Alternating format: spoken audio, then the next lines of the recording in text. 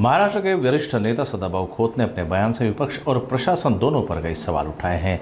उनके मुताबिक कर्ज माफी, जल जीवन मिशन और किसानों के अधिकारों को लेकर अभी बहुत काम किया जाना बाकी है और उन्हें उम्मीद है कि ये मुद्दे जल्द ही हल होंगे। देशाचे पंतप्रधान यांनी जल जीवन मिशन ही योजना आणली आणि मोठ्या प्रमाणामध्ये केंद्राचा निधी आला, परंतु अनेक ठिकाणी कामांचा दर्जा निश्चितपणाने घसरलेला आहे। याचं कारण की अधिकाऱ्यांची खरोखर राज्यभर मोठ्या प्रमाणामध्ये अनेक विभागामध्ये मनमानी चाललेली आहे।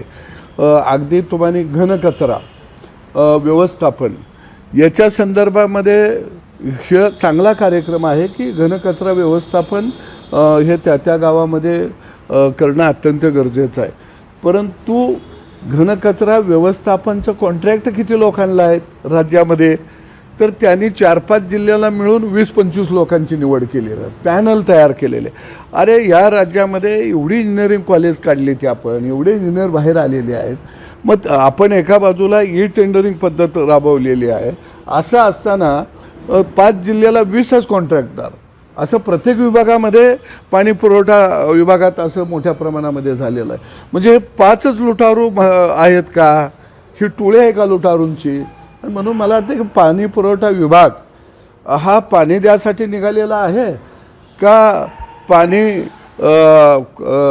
सामान्य माणसाचा घसा कोरडा करायसाठी निघालेला आहे, ह्याचा सुद्धा आता विचार करण्याची गरज आहे। आणि या संदर्भामध्ये मी मुख्यमंत्र्यांनाही पत्र दिलेलं आहे।